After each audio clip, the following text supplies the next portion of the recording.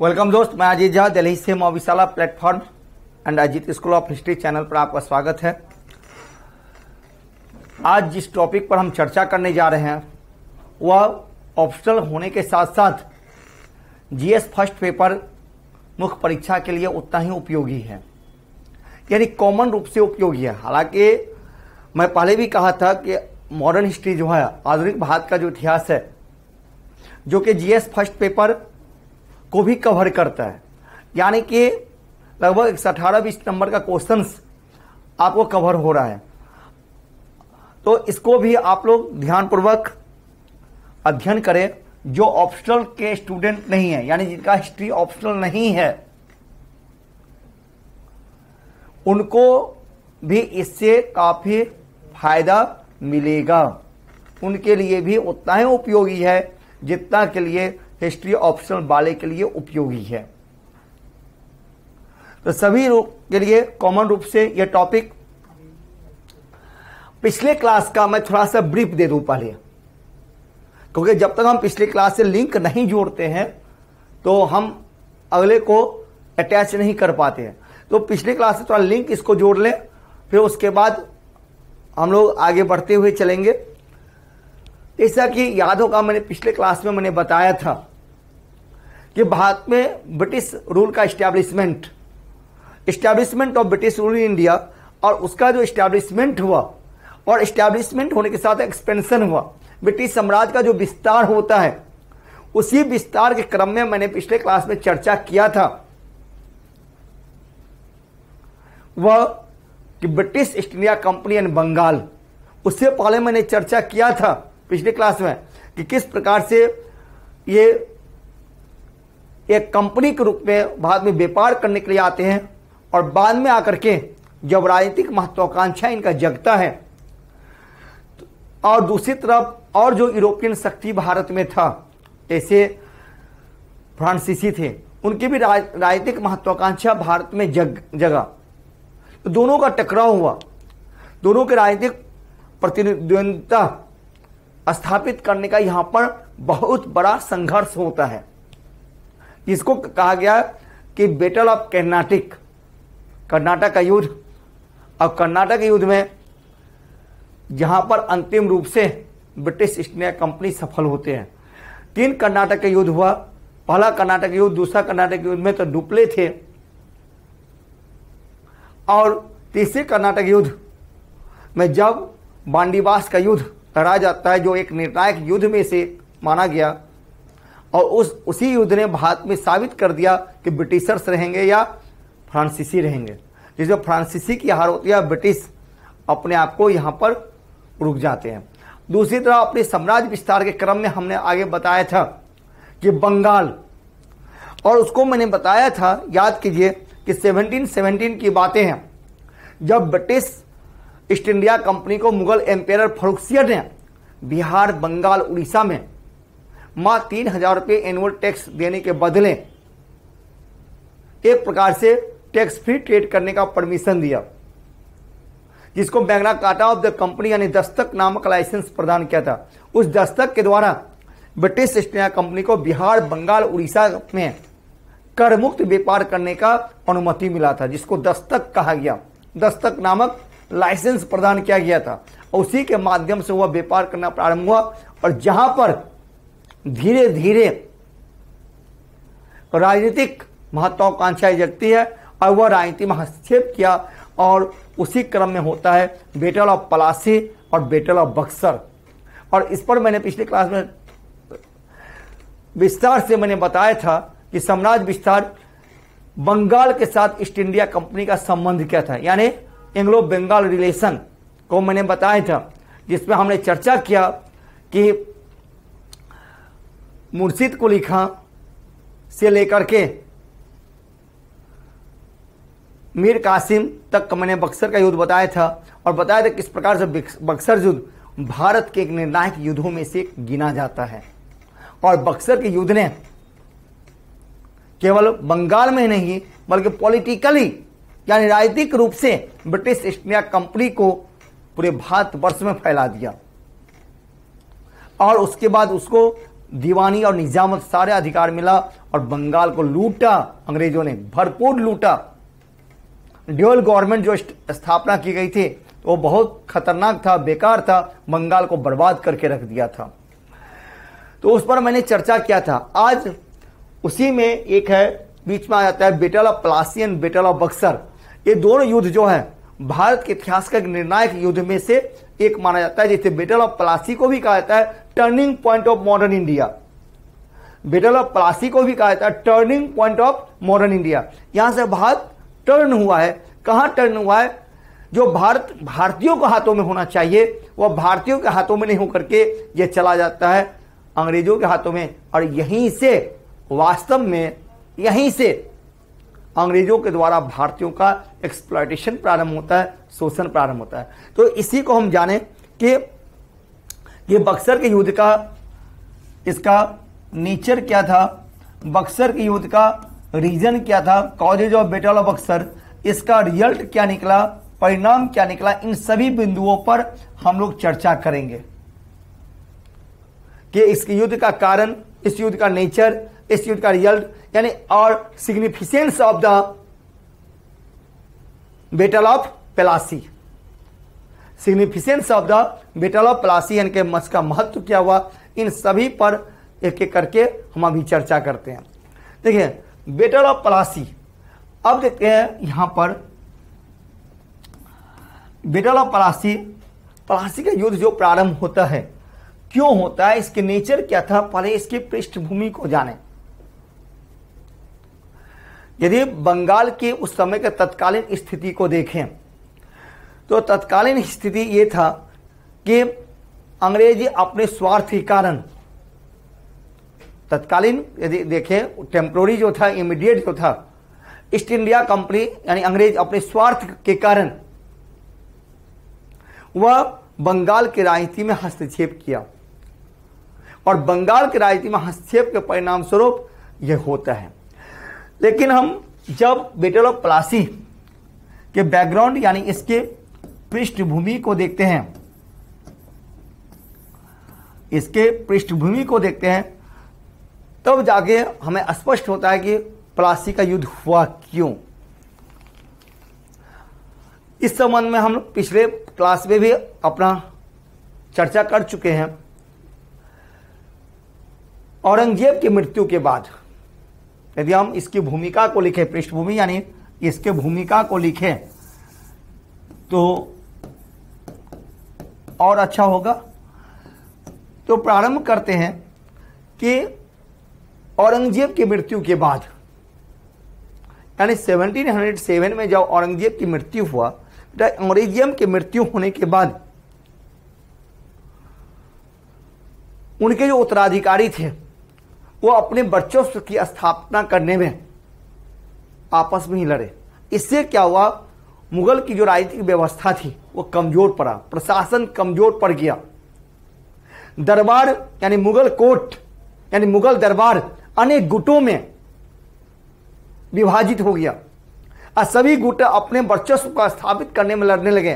जैसे मुगल गुट एक अलग था और एक ईरानी गुट अलग था, हिंदुस्तानी गुट अलग था।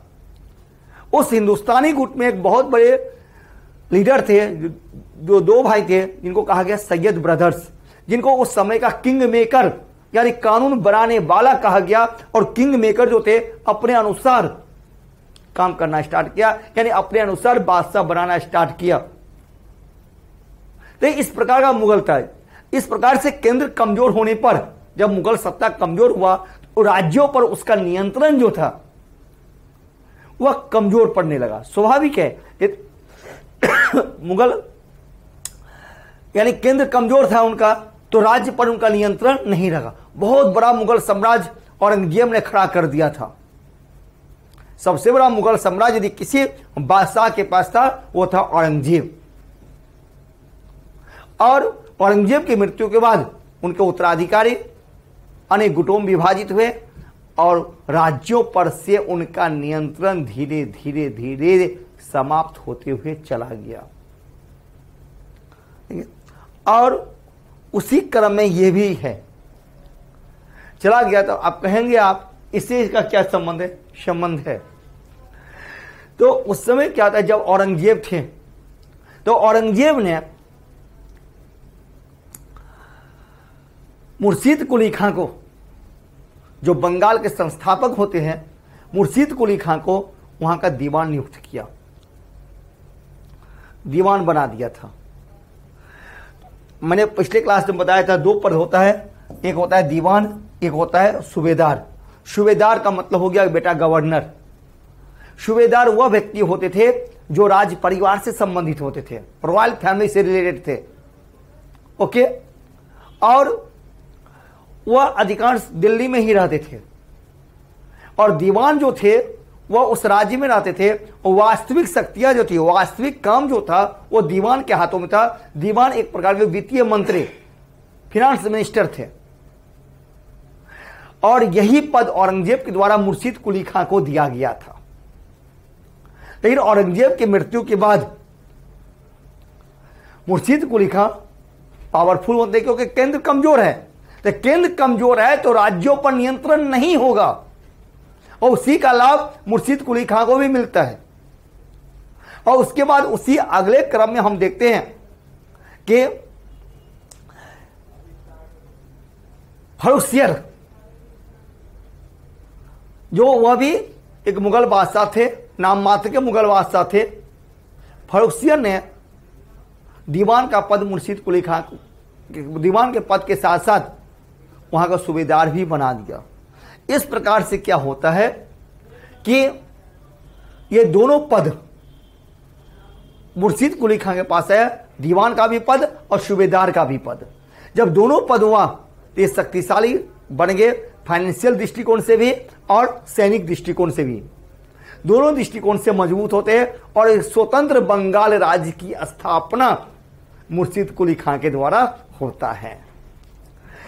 अब हम देखते हैं कि उसी क्रम में आगे होता है मोहम्मद शाह रंगीला। जब मुगल बादशाह बनते हैं तो उस समय तो बहुत सारे राज्य स्वतंत्र हो गया, स्वतंत्र मुगल राज्य, स्वतंत्र अनेक राज्यों की स्थापना हुई है।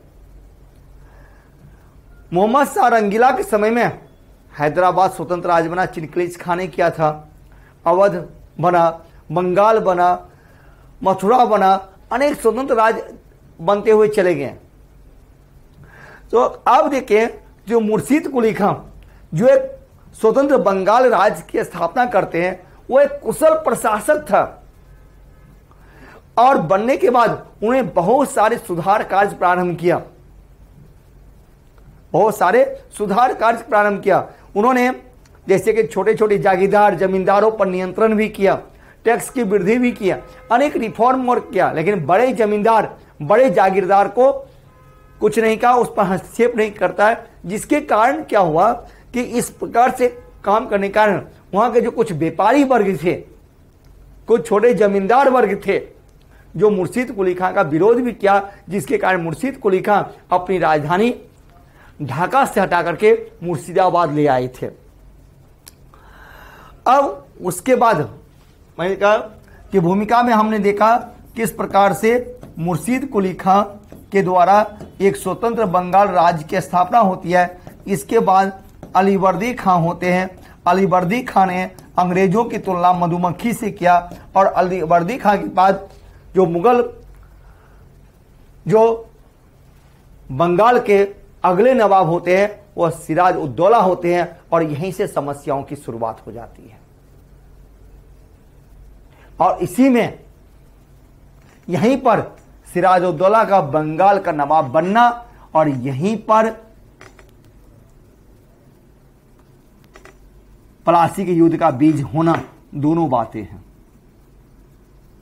यानी सिराज उद दौला का बंगाल का नवाब के साथ ही बैटल ऑफ प्लासी, प्लासी के युद्ध का बीजारोपण भी यही होता है।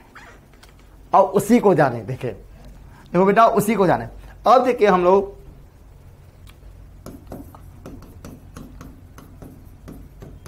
सिराज उद दौला, मैंने कहा बंगाल का नवाब बना, और सिराज उद दौला के साथ ही कि मैंने क्या कहा कि प्लासी का युद्ध का बीजारोपण, कि युद्ध का बीजारोपण भी यहीं से प्रारंभ होता है। अब सिराजुद्दौला का नवाब बनना 1756 ईस्वी में अलीवर्दी खां की मृत्यु के बाद बंगाल के अगले नवाब सिराजुद्दौला हुए। सिराजुद्दौला अपने पारिवारिक षड्यंत्र में घिर चुके थे। इसके बहुत सारे विरोधी थे, बहुत सारे, जैसे कि इनकी मौसी थी घसीटी बेगम, जो इनके विरोधी थे। इसका भाई था शौकत जंग, जो इसका विरोधी था। इसका मीर बख्शी यानी सेनापति, इसका नाम था मीर जाफर, जो बहुत बड़ा विरोधी था। ये तो फॉर्मिडेबल एनिमी कहते हैं इसको, मीर जाफर को, जो खुद बंगाल का नवाब बनना चाह रहा था। इस प्रकार से पारिवारिक षड्यंत्र में घिरे हुए थे कौन? सिराजुद्दौला। और इसी षड्यंत्र में अंग्रेजों को बंगाल के राजनीति में हस्तक्षेप करने का मौका मिला। इसी में बंगाल की राजनीति में हस्तक्षेप करने का मौका किसको मिला? अंग्रेजों को मिला। क्योंकि सिराजुद्दौला को उन्होंने देखा कि सिराजुद्दौला जो है वो पारिवारिक षड्यंत्र में घिरे हुए हैं। तो उसी दूसरी तरफ क्या होता है, वहीं पर दूसरी तरफ देखते हैं कि अंग्रेजों के द्वारा कलकत्ता में किलेबंदी प्रारंभ होता है। जिस किलेबंदी को रोकने के लिए सिराजुद्दौला ने सैन्य अभियान किया। सैनिक अभियान में सिराजुद्दौला ने ब्रिटिशर्स को पराजित किया था और वहां पर किलेबंदी होने से रोक दिया था। लेकिन उसी क्रम में एक घटना हो जाती है, वो होता है क्या? Black hole tragedy. ठीक है, ब्लैक होल घटना होता है जो कहलाता है ब्लैक होल ट्रेजेडी, इसको हिंदी में कहते हैं काल कोठरी की घटनाएं। 20 से 21 जून 1756 को होता है, जिसके बारे में बहुत सारे इतिहासकार ने अलग अलग विचार दिए हैं। कोई कहते हैं कि ये कल्पित घटनाएं हैं, कोई कहता है कि नवाब के द्वारा एक छोटे से कमरे में 146 व्यक्ति को बंद कर दिया गया, जिसमें 21 जून के सुबह उसको जब खोला गया तो सफोकेशन के कारण 123 व्यक्ति मर चुके थे, मात्र 23 व्यक्ति ही जिंदा बचे। लेकिन किसने किया, कुछ इतिहासकार कहते हैं कि यह किसने किया, कैसे हुआ, इसके बारे में कोई वास्तविक एविडेंस हमारे पास नहीं है। तो हम देखते हैं यहां पर कि इससे क्या होता है कि यहीं पर इसी घटना के बाद अंग्रेज और सिराजुद्दौला के बीच का संबंध जो है वो खराब होता है। तो जब हम लिखेंगे सिराजुद्दौला का अंग्रेजों के साथ संबंध, क्योंकि इस घटना के बाद एक अंग्रेजों के साथ सिराजुद्दौला का एक समझौता होता है, वह है अलीनगर की संधि। और अलीनगर की संधि के अनुसार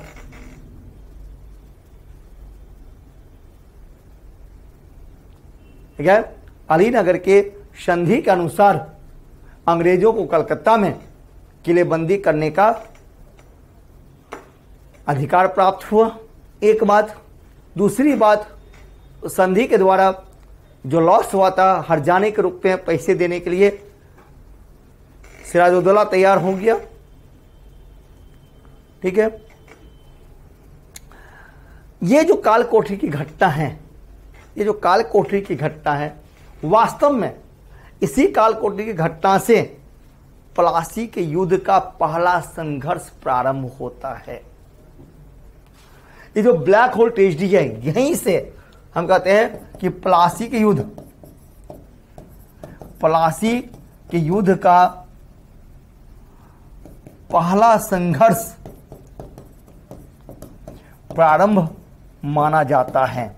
जब आप लिखेंगे इस क्वेश्चन को, आप ऐसे ही लिखेंगे, पूरा भूमिका देने के बाद जैसे मैं बता रहा हूं उसी प्रकार से स्टेप बाय स्टेप आप लिखेंगे मुख्य परीक्षा में। हो गया? तो प्लासी का जो युद्ध है उसका पहला संघर्ष जो है, उसका प्रारंभिक चरण जो है वो आपके हैं, वो उसका प्रारंभिक चरण बेटा कब से माना जाता है? यही ब्लैक होल ट्रेजेडी से, कालकोठरी की घटना से माना जाता है। और यहीं पर नवाब का पुनः कलकत्ता पर अधिकार हुआ, फोर्ट विलियम पर अधिकार होता है और किलेबंदी का अधिकार मिलता है, और जो लॉस हुआ था उसका हर्जाना भी प्राप्त होता है। ठीक है। और ये घटना जो है, हालांकि इस घटना के बारे में हॉलवेल ने बताया है, ऐसा माना जाता है कि हॉलवेल भी उसमें बनते हैं, हॉलवेल जिंदा बच्चा, उन्हें इस घटना के बारे में बताया गया। ठीक है। बहुत सारे इतिहासकार इस संबंध में अलग अलग अपना मतें दिए हैं, लेकिन इस घटना के बाद अंग्रेजों का मनोवृत्ति जो है वो पूर्ण रूप से बदल गया। अंग्रेजों का मनोवृत्ति यहां पर बदलता है, चेंज हो गया। अब देखिए, जब ऐसा माना जाता है कि जब इस घटना का खबर मद्रास पहुंचा कि वहां पर कालकोठरी की घटनाएं हुई है, जिसमें 123 व्यक्ति मर गए, कुछ अंग्रेज भी थे, कुछ बच्चे भी थे, कुछ महिलाएं भी थी, और नवाब पर इसका आरोप लगा। हॉलवेल ने कालकोठरी की घटना का आरोप जो है वह नवाब सिराजुद्दौला के ऊपर लगाया कि सिराजुद्दौला जो है उन्हें प्लानिंग किया था। सिराजुद्दौला पर पूरा के पूरा आरोप लगाया गया, और यह घटना जब मद्रास पहुंचा तो ब्रिटिश सरकार क्षुब्ध हुए और ब्रिटिशर्स सिराजुद्दौला को यानी बंगाल के नवाब को सबक सिखाने को ठाना, और शीघ्र ही मद्रास से क्लाइव और वाटसन के नेतृत्व में सेना कलकत्ता पहुंचा है। क्लाइव और वाटसन के नेतृत्व में कहां पहुंचा? कलकत्ता पहुंचा। और इन दोनों अधिकारियों ने यानी क्लाइव और वाटसन ने नवाब के अधिकारियों को रिश्वत दे करके अपने पक्ष में लिया। ठीक है। जिसमें एक मीर जाफर भी थे। मीर जाफर के साथ तो क्लाइव का एक गुप्त समझौता भी होता है, और जो अन्य अधिकारी थे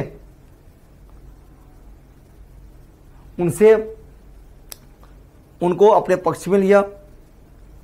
बहुत सारे बड़े बड़े व्यापारी थे, मानिकचंद थे, और जो व्यापारी थे बड़े बड़े, वह हालांकि मानिकचंद ने थोड़ा प्रतिरोध किया, लेकिन कलकत्ता अंग्रेजों को सौंप दिया, और उन्होंने हुगली पर भी अधिकार किया।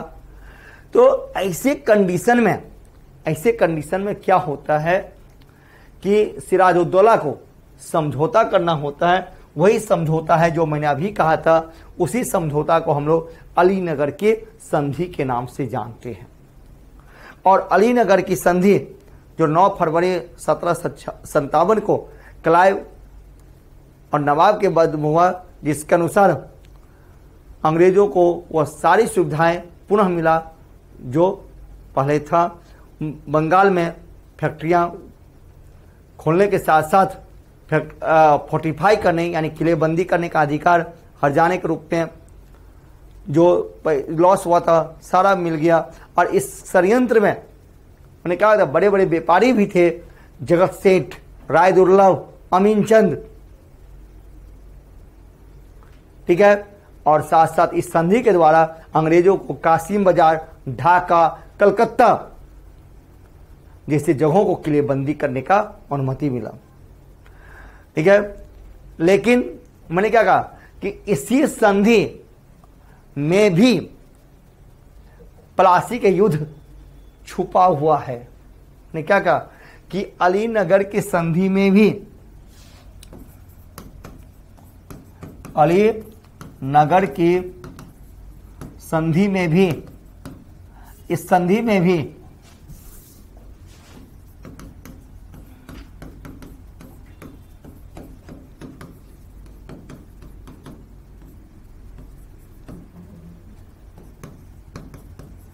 प्लासी का युद्ध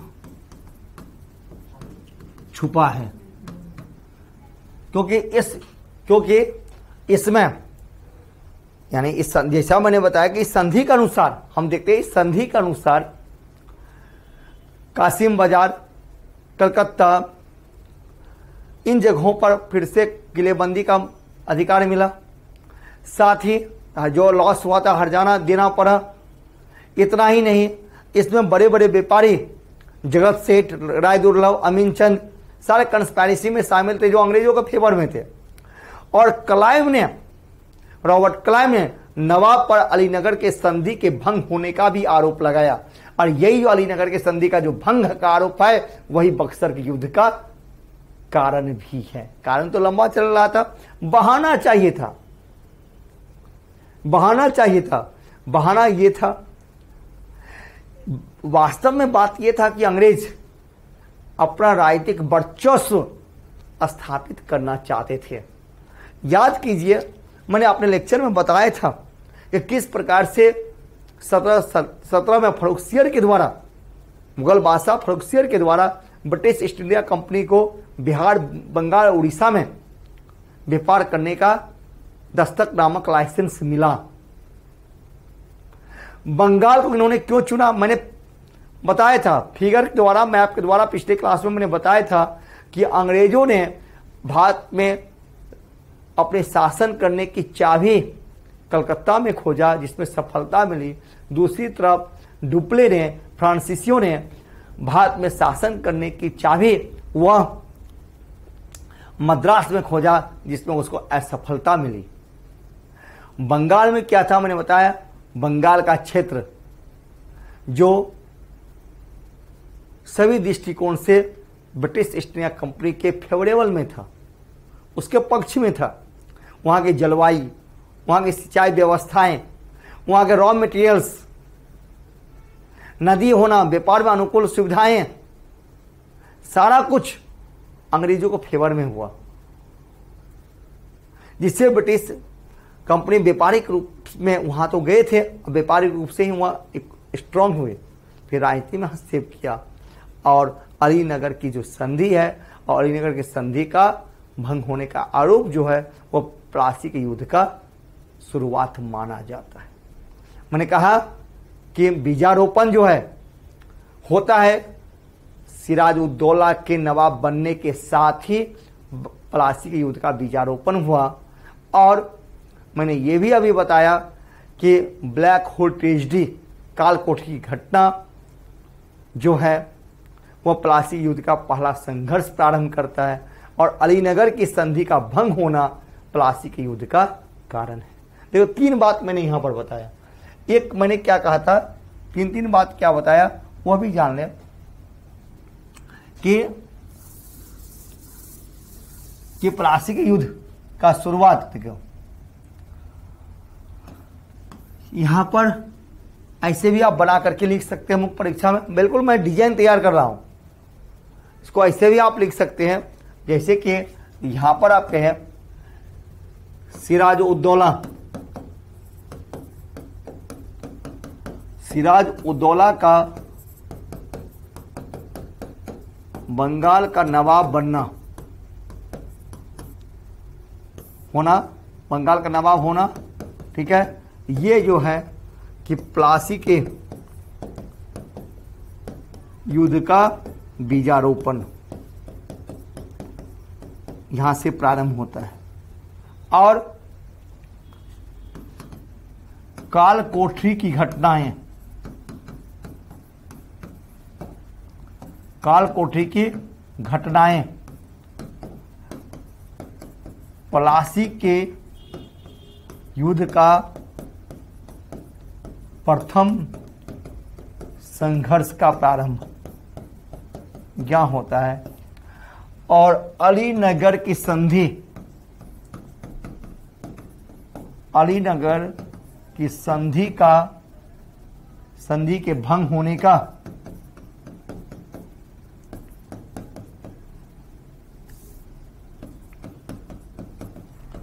आरोप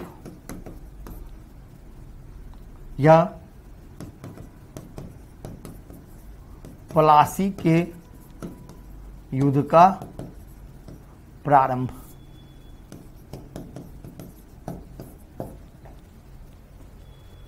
यानी यदि हम इसमें जाएं, हम देखें तो ब्रिटिश सरकार की अपनी राजनीतिक महत्वाकांक्षाएं ही प्लासी के युद्ध का एकमात्र कारण होता है। क्लियर है? ये सभी क्या है? ब्रिटिश सरकार की यानी ईस्ट इंडिया कंपनी का अपनी राजनीतिक महत्वाकांक्षा है और कुछ नहीं है। तो अंग्रेजों की राजनीतिक महत्वाकांक्षाएं ही प्लासी के युद्ध का कारण है। ये कहते हैं कि अंग्रेजों के राजनीतिक महत्वाकांक्षा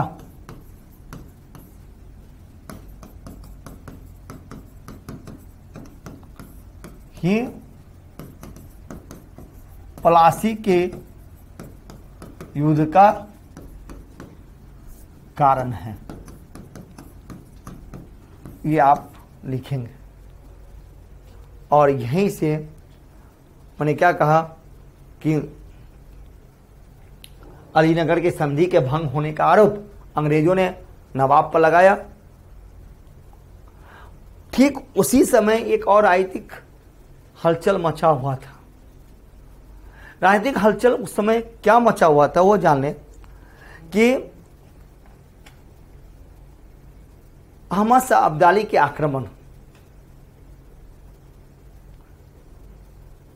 से जो उत्पन्न खतरा जो था वह भी सिराजुद्दौला को घबरा दिया था।